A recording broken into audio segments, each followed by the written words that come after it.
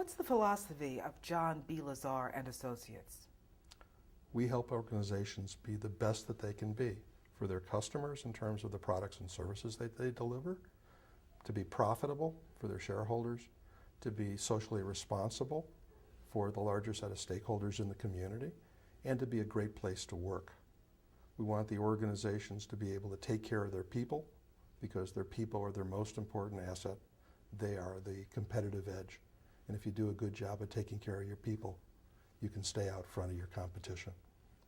Is there something unique about your organization that helps you help other organizations?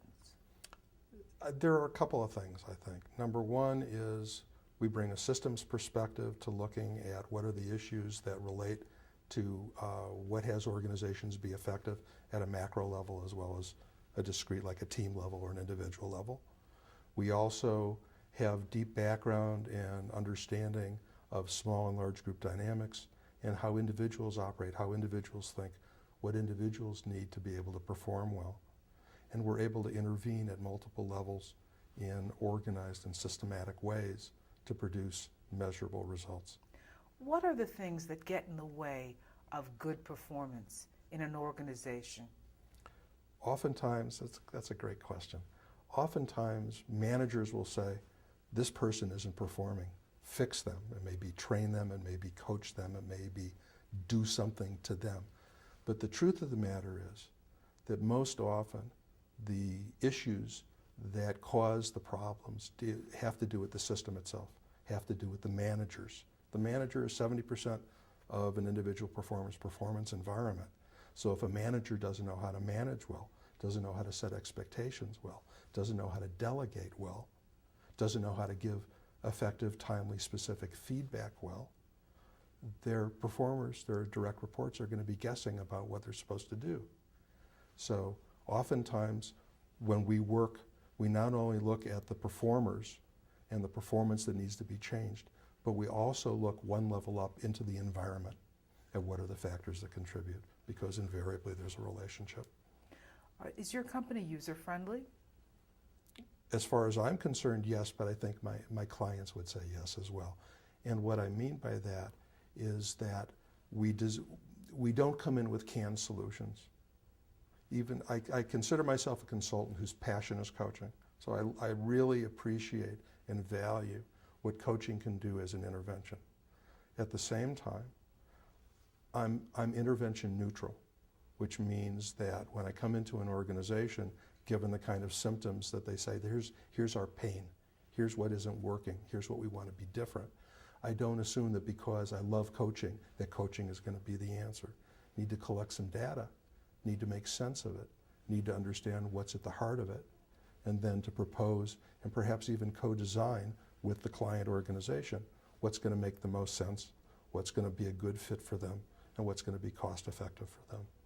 One of the key tools in your profession and your organization is communications. How do you work with communications? You've talked about performance. What's your focus on communications? Well, communications is at the heart of getting work done. It's at the heart of being able to let people know what they need to be able to do, letting them know what the standards are, letting them know whether they're operating at standards, letting them know what kinds of adjustments they need to make. So communications is at the heart of things in organizational settings. If you were just working by yourself, communications may not be such a big issue. But like as soon as you get the second person in the room, the chance for miscommunication goes up tremendously, right? So organizations are constituted to get things done together that couldn't be done individually. That requires effective communications. And oftentimes what you find is that people who at a certain level in the organization, their communications, the quality of their communications may be either acceptable or tolerated. When they get promoted, they have a broader set of responsibilities. They find that the people who tolerated their performance and their communication before will no longer tolerate it, especially true with one's peers. But oftentimes, what worked before is what will get you in hot water when you go up the chain. So oftentimes, invariably in the work that I do, communications is a component of the work that's there to be done. And it's oftentimes less about the words and more about the nonverbals, like who you're being, because most of what gets communicated isn't communicated in the words anyways. These are stressful times for a number of organizations.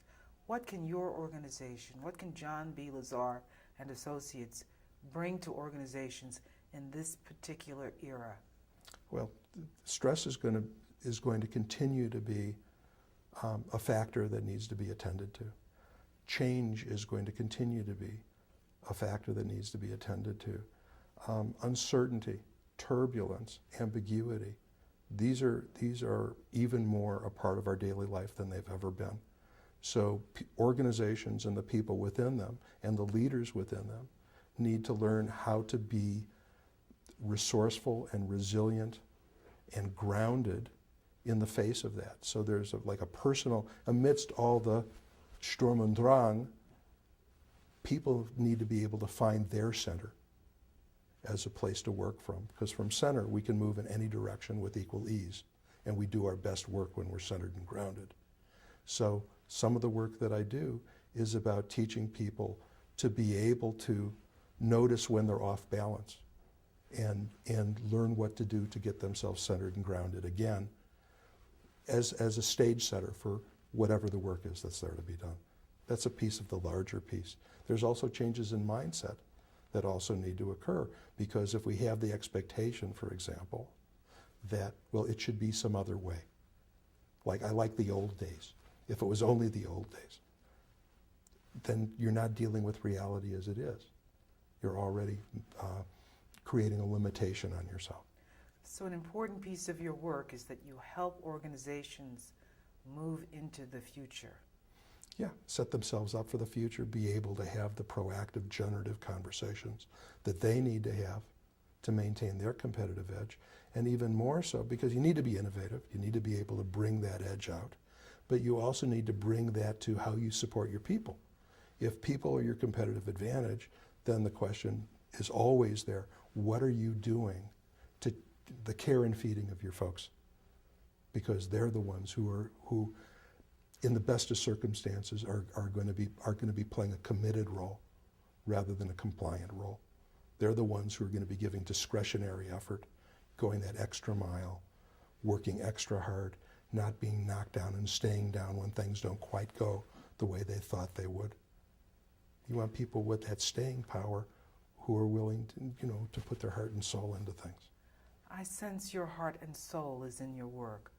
What is your passion about? It's about people being the best that they can be, and organizations being extraordinary places for people to express what they care about in ways that can make a difference. We spend so much of our time at work.